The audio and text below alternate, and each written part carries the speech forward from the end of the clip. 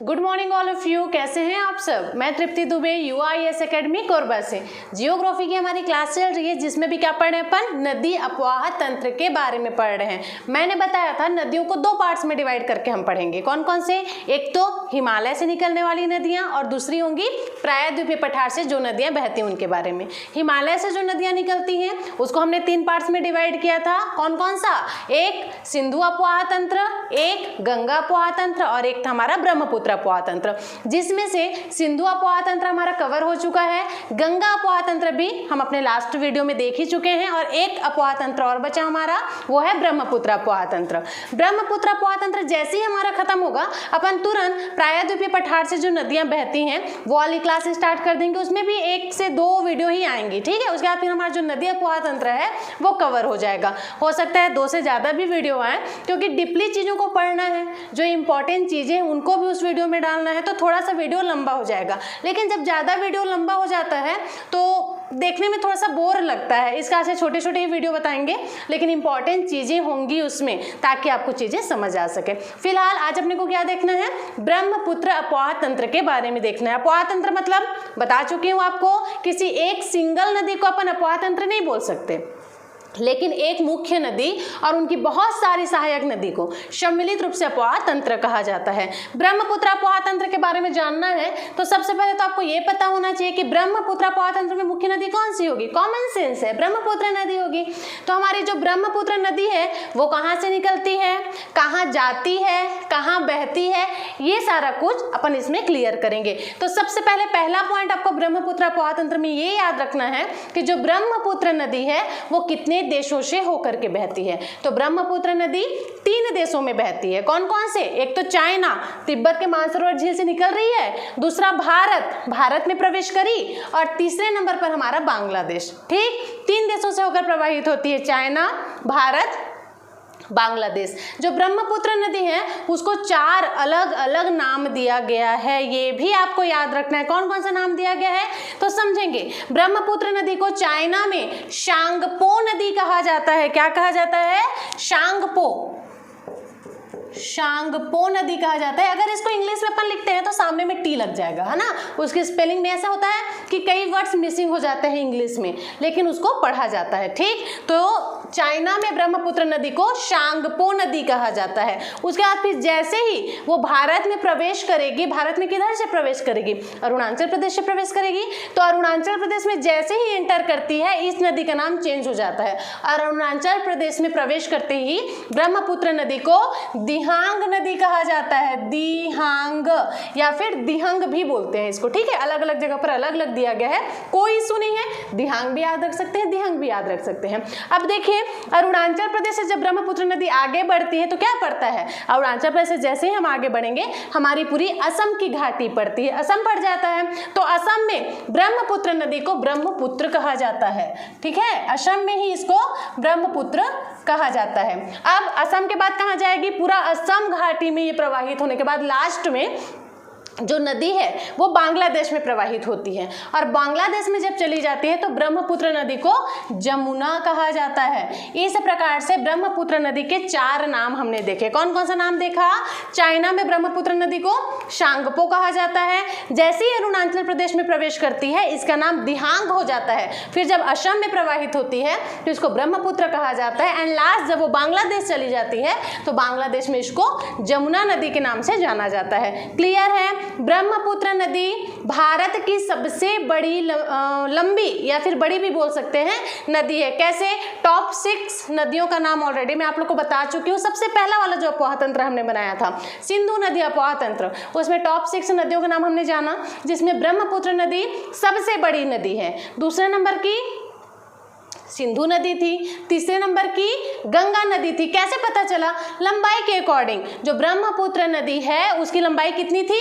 2900 kilometre थी। वहीं सिंधु नदी की कितनी थी? 2880 किलोमीटर थी। एंड गंगा नदी का 25-25 किलोमीटर। फिर इसी के अनुसार 6 नदी का नाम हमने देखा था, जिसमें हमने उनका नाम और लंबाई भी देख लिया था। अगर आप पहली बार मेरा ये वीडियो विजिट कर रहे हैं तो मैं आप लोगों से रिक्वेस्ट करूंगी कि पहले जा करके आप सिंधु नदी अपवाह तंत्र देखें, क्योंकि जब अपन किसी चीज़ को सीक्वेंस से पढ़ते हैं, एक सीरीज से पढ़ते जाते हैं, तो चीज़ें बहुत आसानी से समझ आती हैं हमको। लेकिन अगर कोई भी वीडियो अपन बीच से पढ़ेंगे तो चीज़ें माइंड में नहीं सेट होती। जैसे कि जलवायु का हमारा 5 या 6 वीडियो बना हुआ है, अगर कोई बच्चा जलवायु का पहला वीडियो नहीं देखा है, वो सीधे उठा करके तीसरा या चौथा वीडियो देख रहा है, तो उसको समझ में नहीं आएगा, क्योंकि जलवायु कहाँ से शुरू हुआ, कहाँ पर जाके खत्म हुआ, उत्तर पश्चिम मानसून क्या होते हैं, पूर्वी मानसून क्या होता है, बंगाल की खाड़ी शाखा क्या होती है, ये सब आपको कैसे पता चलेगा जब आप बीच से पढ़ेंगे तो। लेकिन उसी चीज़ को जब आप एक सीरीज से पढ़ेंगे तो चीज़ें बहुत आसानी से समझ आ जाती है। इसलिए कोई भी लेक्चर हो, चाहे वो पर्वतों के अकॉर्डिंग हो, नदियों के ऊपर हो, या फिर किसी भी चीज़ ग्लेशियर्स के ऊपर हो, तो अगर किसी एक चैप्टर पर मैंने 4 से 5 वीडियो बनाया है तो उसको एकदम सीरीज से आप पढ़ते जाइए। अगर नोट भी करें तो बिल्कुल सीरीज से स्टार्ट करिए, तो उससे होगा ये कि आप लिख भी पाएंगे, अच्छी एक नोट्स तैयार हो जाएगी आपकी, और उसके साथ साथ आपको चीज़ें उसी वे में भी याद होती चलेंगी। इस कारण से अगर पहली बार मेरा वीडियो देख रहे हैं तो पहले नदियों के ऊपर ऑलरेडी 2 वीडियो हमारी आ चुकी है, तो उसको जा करके आप देखें। और अगर पहली बार फिर से बोलूँगी, मेरा वीडियो देख रहे हैं तो हमारा चैनल सब्सक्राइब करें, ताकि जब भी मैं नया वीडियो डालूं आप तक नोटिफिकेशन पहुंच सके, क्योंकि हमारी जो ऑनलाइन वीडियो है बिल्कुल आपके लिए फ्री की सुविधा यहाँ दी गई है। क्लियर है? वापस आते हैं हमारे क्लास में। देखिए, ब्रह्मपुत्र नदी का हमने 4 नाम जाना, अब समझेंगे ब्रह्मपुत्र नदी कहाँ से निकलती है। तो जो ब्रह्मपुत्र नदी है वो तिब्बत के मानसरोवर झील से निकलती है, इतना तो सबको पता है, लेकिन तिब्बत के मानसरोवर झील के पास कहाँ से निकलती है? तो तिब्बत के मानसरोवर झील के पास चेमा युंगडुंग, अच्छा यहाँ पे लिखती हूँ, चेमा युंगडुंग ग्लेशियर से यह नदी निकलती है। ठीक है, ब्रह्मपुत्र नदी कहाँ से निकलती है? तो ब्रह्मपुत्र नदी तिब्बत के मानसरोवर झील के पास एक ग्लेशियर है, जिसको क्या कहा जाता है? चेमा युंगडुंग ग्लेशियर कहा जाता है। ठीक है, वहां से निकलती है। तो जब ब्रह्मपुत्र नदी वहां से निकलती है तो ब्रह्मपुत्र नदी का क्या रहता है उस टाइम पर? सांगपो नदी रहता है। तो सांगपो नदी बन करके ही वो पश्चिम से पूर्व दिशा की ओर प्रवाहित होती है। पश्चिम से पूर्व दिशा की ओर प्रवाहित होते होते वो पूर्वोत्तर राज्य का सबसे ऊंची चोटी कौन सी है? हमारे पूर्वोत्तर भारत की सबसे ऊंची चोटी कौन सी है? नामचा बरवा है, जो कि कहाँ पे है? यहाँ पे है, हमारा नामचा बरवा यहाँ पर स्थित है। तो नामचा पर्वत के पास वो यू टर्न लेकर के भारत में प्रवेश करती है। क्लियर है? यहाँ तक आपको समझ आया? चीन तिब्बत के मानसरोवर झील के पास से निकल करके वो जब भारत में प्रवेश करती है तो हमारे सबसे पूर्व में कौन सी पर्वत चोटी है? नामचा पर्वत है। तो नामचा बरवा के पास से वो यू टर्न लेकर के भारत के अरुणाचल प्रदेश में प्रवेश करती है। तो जैसे ही वो भारत के अरुणाचल प्रदेश में प्रवेश करती है तो वहां प्रवेश करते साथ जो वृहद हिमालय है, वृहद हिमालय का विस्तार हमारे अरुणाचल प्रदेश पर भी पड़ता है ना, याद रखेंगे बिल्कुल। तो जैसे ही जो ब्रह्मपुत्र नदी है वो अरुणाचल प्रदेश में प्रवेश करती है तो वृहद हिमालय को काट करके वो गहरी घाटी का निर्माण करती है। और गहरी घाटी को क्या कहा जाता है? गार्ज कहा जाता है। ये भी मैं आपको बता चुकी हूँ, तीनों नदियां 3 गार्ज का निर्माण करती है। सिंधु नदी भी सिंधु गार्ज का निर्माण करती है।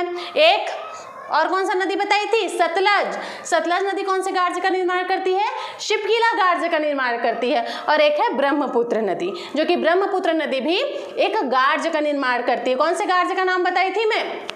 आप लोग कमेंट बॉक्स में कमेंट कर मुझे बताएंगे, क्योंकि ये सारी चीज़ें मैं ऑलरेडी आप लोग को बता चुकी हूँ। ठीक है, अगर नहीं याद आएगा तब भी कमेंट करना कि मैडम याद नहीं आ रहा है, तो मैं आपको वहाँ पर रिप्लाई जरूर दूंगी। लेकिन कोशिश जरूर करना है कि अरुणाचल प्रदेश में ब्रह्मपुत्र नदी कौन से गार्ज का निर्माण करती है। जल्दी जल्दी से कमेंट करिए। अगर नहीं भी पता है तब भी करिए, ताकि मैं बताऊँ और आपको जानकारी हो सके। लेकिन अगर पता है तो कमेंट बॉक्स में जरूर से कमेंट करें।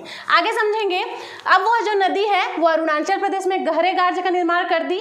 उसके बाद क्या हुआ? ब्रह्मपुत्र नदी जैसे ही अरुणाचल प्रदेश में प्रवेश करती है, अरुणाचल प्रदेश में ही 2 नदियां आकर के उसमें मिल जाती है, जिसको हम ब्रह्मपुत्र नदी की सहायक नदी के नाम से जानते हैं। कौन कौन सी नदी?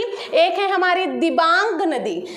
मैंने बोला ब्रह्मपुत्र नदी को दिहांग कहा जाता है, और यहाँ पर मैं बोल रही हूँ कि उसमें जो नदी आकर मिल रही है वो दिबांग है। दोनों में अंतर समझना है। दिहांग किसको कहा जा रहा है? दिहांग ब्रह्मपुत्र नदी को कहा जा रहा है, लेकिन उसमें जो सहायक नदी मिलकर आ रही है उसको क्या बोलते हैं?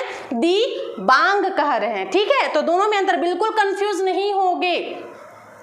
पता चला ब्रह्मपुत्र नदी का नाम आपने दिहांग की जगह दिबांग लिख दिया, जिसको पता है वो तो सही करके आएंगे, लेकिन जो बच्चे पहली बार देख रहे हैं उनको कंफ्यूजन जरूर हो जाता है, इसलिए उनको थोड़ा सा डीपली क्लियर करना जरूरी हो जाता है। क्लियर है? तो ब्रह्मपुत्र नदी को दिहांग कहा जाता है, लेकिन जो नदी अरुणाचल प्रदेश में उसमें आकर के मिलती है उसको दिबांग कहा जाता है। क्लियर है? अब समझेंगे। जैसे अरुणाचल प्रदेश में प्रवेश करती है, दो नदियां आकर के सबसे पहले उससे मिल जाती है, एक तो दिबांग नदी हो गई और एक लोहित नदी हो गई। इन दोनों के मिलने के बाद जो ब्रह्मपुत्र नदी है आगे बढ़ती है अपने वे में, देख सकते हैं अरुणाचल प्रदेश में वो प्रवाहित हो रही है, उसके बाद फिर वो आगे बढ़ रही है। तो आगे बढ़ती है तो कौन सा जगह पड़ता है? जैसे अरुणाचल प्रदेश से वो नीचे उतरती है, असम घाटी का क्षेत्र हमारा पड़ जाता है। ठीक है, असम जो राज्य है वहां पर भी ये जो ब्रह्मपुत्र नदी है वो प्रवाहित होने लगती है। तो जब यह प्रवाहित होते रहती है तो ये सदिया है और ये हमारा धुबरी वाला जगह है। इसके बारे में आपने कभी सुना है सदिया और धुबरी क्या चीज होता है? तो समझेंगे। जो वाटरवे है, ठीक है, नेशनल वाटरवे नंबर 2 धुबरी से लेकर के सदिया तक बनाया गया है, जो कि असम राज्य में है। क्लियर है? तो फिर नेशनल वाटरवे फर्स्ट कहाँ बनाया गया? नेशनल वाटरवे फर्स्ट बनाया गया था हल्दिया से लेकर के इलाहाबाद के बीच, और वो कौन सी नदी पे बनाया गया था? वो गंगा नदी पे बनाया गया था। लेकिन वाटरवे 2 कहाँ बनाया गया है? देख सकते हैं ब्रह्मपुत्र नदी पर बनाया गया। कहाँ से कहाँ? सदिया से लेकर के धुबरी के बीच, और वो भी ब्रह्मपुत्र नदी पे। तो जो ब्रह्मपुत्र नदी है जैसे ही असम राज्य में प्रवेश करती है वो सदिया से लेकर के धुबरी तक, ठीक है, एक रैंप वैली में प्रवाहित होती है। रैंप वैली में प्रवाहित होती है मतलब क्या होता है? रैंप वैली मतलब आप एक नॉर्मल लैंग्वेज में समझ सकते हैं, एक सकरी घाटी में। ठीक है, जैसे नाली वाली निकली नहीं रहती है तो नाली कितनी सकरी बनी होती है, तो वैसे ही एक सकरी घाटी में प्रवाहित होती है। तो जो सकरी घाटी है उसी को रैंप वैली कहते हैं। एक्चुअल में इसका आप इस प्रकार से डिफाइन कर सकते हैं कि जो रैंप वैली उसमें होता क्या है, जो जमीन है वो तो समतल रहेगी, लेकिन उसके आसपास का जो जगह है वो ऊपर उठ जाता है। तो समझना, जैसे ये समतल जगह है और इसके आसपास का क्षेत्र जो है इस प्रकार से ऊपर उठ गया, तो ये सकरा जगह बन गया ना जहां पर नदी प्रवाहित हो रही है। जमीन यहाँ पर का तो एकदम समतल है जहां पर नदी को बहना है, लेकिन उसके आसपास का क्षेत्र, उसका जो अगल बगल वाला क्षेत्र है वो ऊपर उठ जाता है। तो इस प्रकार की जो वैली होती है उसको रैंप वैली कहते हैं। क्लियर है? तो समझेंगे। जैसे ही ब्रह्मपुत्र नदी असम राज्य में प्रवाहित होती है तो असम राज्य में जाते साथ सदिया से लेकर धुबरी तक, ठीक है, वो एक रैंप वैली में प्रवाहित होती है, मतलब एक सकरी घाटी के रूप में प्रवाहित होती है। क्लियर? तो ये चीज भी आपको याद रखना है। अब इसमें प्रवाहित होते होते बहुत सारी ब्रह्मपुत्र नदी की जो सहायक नदी हैं वो उनसे आकर के मिलती हैं। कौन कौन सी सहायक नदी आकर मिलती हैं? तो सबसे पहले तो देख सकते हैं सुभासिरी, ठीक है, दूसरे नंबर पर है हमारा कामेंग, तीसरे नंबर पर है मानस। मानस नदी कहाँ से निकलती है? मानस नदी भूटान से निकलती है, ठीक है, और असम में जाकर के वो ब्रह्मपुत्र से मिलती है। याद रखेंगे, निकल कहाँ से रही है, मिल कहाँ रही है, किस नदी से मिल रही है, ये भी आपको याद रखना पड़ेगा। तो मानस नदी भूटान से निकलती है और असम में ब्रह्मपुत्र नदी से मिलती है। उसके बाद फिर तीस्ता नदी, तीस्ता नदी कहाँ से निकलती है? सबको पता होना चाहिए कि तीस्ता नदी कहाँ से निकलती है। तीस्ता नदी सिक्किम में एक ग्लेशियर है, जेमू ग्लेशियर, वहां से तीस्ता नदी निकलती है और आकर के फिर ब्रह्मपुत्र नदी में प्रवाहित होती है। इधर से भी कुछ है, धनसिरी। धनसिरी कहाँ से निकलती है? नागालैंड के नागा नामक पहाड़ी जो है वहां से निकलती है धनसिरी, और यह भी ब्रह्मपुत्र की सहायक नदी। इन नदियों के बारे में ना डिटेल नहीं पूछा जाता कि ये कहाँ से निकलती है, कहाँ पर मिलती है, ये सारा कुछ नहीं, लेकिन हाँ डायरेक्टली नाम आपसे पूछ जरूर देगा कि यह जो नदी है वो किसकी सहायक नदी है। जैसे फॉर एग्जांपल धनसिरी ही दे दिया, धनसिरी नदी कौन सी नदी की सहायक नदी है, तो ये आप तब बना पाएंगे जब आप याद करेंगे। सिंपल सा चीज, इसके बारे में डीप नहीं पूछा जाएगा कि नागालैंड के पहाड़ी से निकलती है, कहाँ से निकलती है, आज तक तो नहीं पूछा गया है, आगे का पता नहीं। बाकी उम्मीद है कि इतना तो क्वेश्चन नहीं पूछता है, लेकिन नाम जरूर उठा के दे देता है कि ये किसकी सहायक नदी है। क्लियर है? तो ऐसे जैसे वो आगे बढ़ते जाती हैं नदियाँ, उनकी जो सहायक नदी है, छोटी छोटी बहुत सारी नदी हैं इनके अलावा भी, वो आकर के ब्रह्मपुत्र नदी में मिलती जाती हैं। आप समझेंगे, मैंने बताया सदिया से लेकर के धुबरी तक ये क्या करती हैं, एक रैंप वैली में प्रवाहित होती है। जो ब्रह्मपुत्र नदी है असम राज्य में गुम्फित जल मार्ग का निर्माण करती है। गुम्फित जल मार्ग क्या होता है तो समझना, जो नदी पहाड़ से डायरेक्ट गिरती है उनकी जो गति होती है वो बहुत तीव्र होती है। तो अपनी तीव्र गति के कारण वो नदियां क्या करती हैं, पहाड़ का जो बहुत अधिक मात्रा में मिट्टी है, बहुत अधिक मात्रा में जो रेत होता है, उनको अपने साथ बहा करके ले आती है। तो जब तक वो पहाड़ से गिरती है उनका स्पीड तीव्र रहता है, तब तक तो वो उनको बहा लेती है, लेकिन जैसे ही समतल मैदान में पहुंचती है उनका जो स्पीड है वो भी कम हो जाता है। एकदम कॉमन सेंस है, अगर कोई पानी आप ऊपर से गिरा रहे हो उसमें स्पीड रहेगा कि नहीं रहेगा, लेकिन उसी पानी को आप एकदम समतल जगह पर गिरा के देखो, उसमें स्पीड रहेगा क्या, नहीं रहता है। तो जब वो समतल मैदान पे वो नदी जाती है तो उनकी जो तीव्रता है वो कम हो जाती है। इस कारण से वो नदी उन मिट्टियों को जो वो पहाड़ से ला रही थी उसको आगे बहा कर ले जाने में असमर्थ हो जाता है। तो यही जो रेती है, जो मिट्टी है, वो क्या करती है, उन नदी के बीच बीच में एक द्वीप के रूप में निर्मित हो जाती है। ठीक, तो इसी को क्या कहा जाता है, गुम्फित जल मार्ग कहा जाता है। मतलब जिन नदियों के बीच में रेत से द्वीप बना होता है उस जल मार्ग को गुम्फित जल मार्ग कहा जाता है। तो क्लियर है, क्वेश्चन में अगर आ गया कि वह नदी कौन सी है जो गुम्फित जल मार्ग का निर्माण करती है, तो आपको याद रखना है फिलहाल तो ब्रह्मपुत्र नदी ही है जो कि गुम्फित जल मार्ग का निर्माण करती है। क्लियर है, अभी के लिए इतना याद रखेंगे कि ब्रह्मपुत्र नदी एक तो पहला रैंप वैली में बहती है, कहां से कहां तक, सदिया से लेकर के धुबरी तक, जो कि वाटरवे नंबर 2 है। ठीक है, और दूसरा आपको क्या याद रखना है, जो कौन सी नदी, ब्रह्मपुत्र नदी, जब वो असम में बहती है तो गुम्फित जल मार्ग का निर्माण करती है। गुम्फित जल मार्ग समझ आया क्या होता है, नदियों के बीच में रेत से जो द्वीप बन जाता है उसी को गुम्फित जल मार्ग कहा जाता है। तो ये जो द्वीप होते हैं ना, तो ब्रह्मपुत्र नदी पे ऐसे बहुत सारे द्वीप हैं जो रेती के द्वारा निर्मित है। ठीक है, और उन्हीं बहुत सारे द्वीपों में एक द्वीप होती है जिसको हम कहते हैं माजुली द्वीप। ठीक है, ये वाला जो एरिया दिख रहा है आपको, यहाँ पर माजुली द्वीप है जो कि विश्व की सबसे बड़ी नदी द्वीप है। याद रखेंगे, माजुली द्वीप विश्व की, इस पूरे दुनिया की सबसे बड़ी नदी द्वीप है जो कि असम राज्य में स्थित है। इसी कारण से असम सरकार ने जो माजुली द्वीप है ना, इसको एक नदी जिला घोषित कर दिया है। माजुली द्वीप को एक नदी जिला घोषित कर दिया है जो कि भारत का एकमात्र नदी जिला है। ऑब्जेक्टिव में क्वेश्चन पूछ लिया जाएगा, इसलिए बिल्कुल ध्यान से समझेंगे, एक एक पॉइंट आपको नोट करना है। मैंने क्या बताया, असम में, असम राज्य में ब्रह्मपुत्र नदी प्रवाहित होती है। ब्रह्मपुत्र नदी पर बहुत सारे नदी द्वीप बन रखे हैं, जिसमें सबसे जो बड़ी नदी द्वीप है उसको माजुली द्वीप कहा जाता है। जो माजुली द्वीप है वो विश्व की सबसे बड़ी नदी द्वीप है, जिसको असम सरकार ने, क्योंकि असम राज्य में बह नहीं है तो इसलिए असम सरकार ने क्या किया है, जो माजुली द्वीप है उसको एक नदी जिला घोषित कर दिया है। और हमारे भारत में एकमात्र नदी जिला है जिसको माजुली द्वीप के रूप में घोषित किया गया है। यहाँ तक कॉन्सेप्ट क्लियर है। अब समझेंगे जो माजुली द्वीप है, क्योंकि वो ब्रह्मपुत्र नदी से घिरी हुई है ना, इस कारण से जो माजुली द्वीप है वो सब तरफ पानी होने के कारण यहाँ पर की जो भूमि है बहुत अधिक उपजाऊ होती है, और इतनी अधिक उपजाऊ होती है कि यहाँ पर धान की खेती की जाती है। बहुत अधिक मात्रा में यहाँ धान का पैदावार होता है। ठीक, तो माजुली द्वीप में किसकी खेती की जाती है, तो माजुली द्वीप में धान की खेती की जाती है, ये भी आपको याद रखना है। अब उसके बाद ब्रह्मपुत्र नदी पहुंच गई कहां तक, सदिया से लेके धुबरी तक, रैंप वैली में बहते आई लेकिन आ गई। अब धुबरी तक आने के बाद क्या करती है, ब्रह्मपुत्र नदी दक्षिण की ओर नीचे बह जाती है। तो दक्षिण की ओर जैसे ही वो नीचे बहती है कहां चली जाएगी, बांग्लादेश में। और जैसे ही ब्रह्मपुत्र नदी बांग्लादेश में जाती है उसका नाम चेंज हो जाता है। बांग्लादेश में ब्रह्मपुत्र नदी को जमुना नदी के नाम से जाना जाता है। जैसे कि हमने देखा था ना गंगा प्रवाह तंत्र में, जो भागीरथी नदी है उसको भारत में तो गंगा भागीरथी कहा गया, लेकिन जैसे ही गंगा नदी बांग्लादेश में जाती है उसका नाम क्या हो गया था, पद्मा हो गया था। तो इधर से पद्मा नदी आ रही है और इधर से कौन सी नदी आ रही है, जमुना नदी आ रही है, जिसको ब्रह्मपुत्र अपन कहते हैं। तो पद्मा और जमुना एक जगह पर मिलती हैं, फिर इनका जो संयुक्त धारा है उसका नाम क्या हो जाता है, उसको सम्मिलित रूप से पद्मा ही कहा जाता है। तो ये दोनों एक जगह पर मिलने के बाद आगे बढ़ते हैं तो मणिपुर से,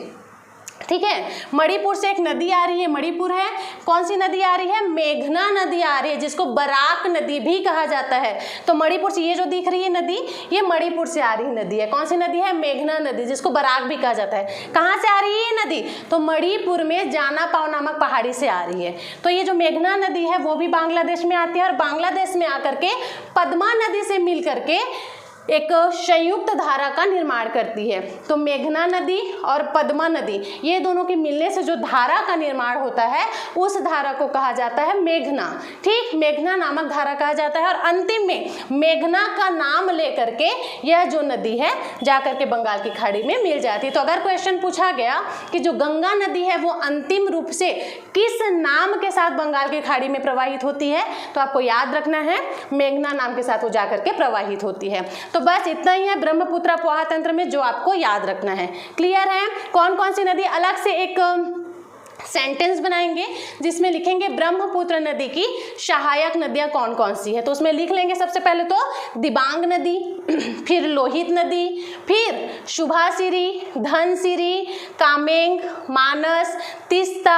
इसके अलावा भी कुछ नदी है, जैसे कि एक नदी है जिसका नाम है पगलादिया, एक नदी का नाम है जिया भरेली। नाम अजीब है थोड़ा सा लेकिन है सहायक नदी। कहीं क्वेश्चन में यही आ गया तो फिर कैसे करोगे अगर नहीं लिखोगे तो इसका से लिखना पड़ेगा। ठीक है, तो इस प्रकार से सहायक नदियों का नाम आपको अलग से बना करके लिखना है और उसको याद करना है, क्योंकि यहाँ से क्वेश्चन बहुत अच्छे अच्छे बनते हैं। क्लियर? तो इस प्रकार से ब्रह्मपुत्र अफवाह तंत्र हमारा क्लियर होता है। कुछ पॉइंट्स है जो आपको याद रखना है, जैसे कि सबसे पहला पॉइंट समझेंगे, जो ब्रह्मपुत्र नदी है उसको पुराने समय में, ठीक है, संस्कृत भाषा में क्या कहा जाता था, तो उसको संस्कृत भाषा में लौहित्य नदी कहा जाता था। क्या कहा जाता था? लौहित्य नदी कहा जाता था। वैसे ब्रह्मपुत्र स्वयं एक संस्कृत भाषा का शब्द है, ठीक है, लेकिन उससे भी पहले उसको क्या कहा जाता था? लौहित्य कहा जाता था। असम में कौन सी जनजाति सबसे ज्यादा पाई जाती है? बोडो जनजाति सबसे ज्यादा पाई जाती है ना। तो जो बोडो जनजाति है वो इस ब्रह्मपुत्र नदी को क्या कहते थे? हमने देखा असम में ब्रह्मपुत्र कहा जा रहा है उस नदी को, लेकिन जो बोडो जनजाति के लोग थे वो इस ब्रह्मपुत्र नदी को भूलम बुथुर कर कर पुकारते थे। मतलब क्या बोलते थे? भूलम बुथुर। ये भी आपको याद रखना है, क्योंकि क्वेश्चन में कहीं यही आ गया तो कि भूलम बुथुर किस नदी का नाम है, तो आपको याद रहेगा तब तो पता चलेगा। तो भूलम बुथुर ब्रह्मपुत्र नदी को ही कहा जाता था। किसके द्वारा कहा जाता था? तो असम में जो बोडो जनजाति निवास करती है उनके द्वारा कहा जाता था। तीसरा पॉइंट, विश्व में 90 नंबर की सबसे लंबी नदी है। हमारे भारत का मैंने बताया ब्रह्मपुत्र नदी लंबाई के अकॉर्डिंग सबसे लंबी नदी है, 2900 किलोमीटर है क्योंकि उसकी लंबाई। लेकिन अगर उसी को पूरे विश्व के अकॉर्डिंग अपन देखें तो जो ब्रह्मपुत्र नदी है वो 90 नंबर की सबसे लंबी नदी है। तो इतने पॉइंट्स हैं जो आपको स्पेशली याद रखना है। यहाँ पर हमारा ब्रह्मपुत्र अफवाह तंत्र खत्म होता है, मतलब हिमालय से निकलने वाली जो नदियां हैं वो यहाँ पर हमारा कंप्लीट हो जाता है। अब कल से अपन प्रायद्वीपीय भारत की नदियों को पढ़ेंगे कि प्रायद्वीपीय पठार में कौन कौन सी नदी निकलती है, कहाँ जाकर मिलती है, उनका उद्गम, उनका मुहाना, एवरीथिंग सब कुछ हमको देखना है। तो इसी कारण से नदी पढ़ना है, जियोग्राफी एकदम डीपली और बिल्कुल बेसिक से पढ़ना है। तो हमारे साथ जुड़े रहिए, जियोग्राफी की क्लासेस कंप्लीट करवाई जाएंगी। तब तक के लिए अगर वीडियो पसंद आए तो लाइक कीजिए, ज़्यादा से ज़्यादा शेयर कीजिए, और अगर कोई नए हैं तो सब्सक्राइब जरूर से करेंगे। मैंने जो क्वेश्चन पूछा है उसका आंसर सबको देना है, जिसको पता है, और जिसको नहीं पता है वो भी ज़रूर से पूछेंगे कि हमको नहीं पता है मैडम, तब मैं उसका रिप्लाई ज़रूर करूँगी। लेकिन जिन बच्चों को पता है वो बिल्कुल अपना एक्सपीरियंस शेयर करिए ताकि बाकी बच्चों को वो चीज़ें याद हो सके। तब तक के लिए अगर कोई भी डाउट है इससे रिलेटेड तो चैट बॉक्स में कमेंट कर सकते हैं। तब तक के लिए thank you so much again, thank you.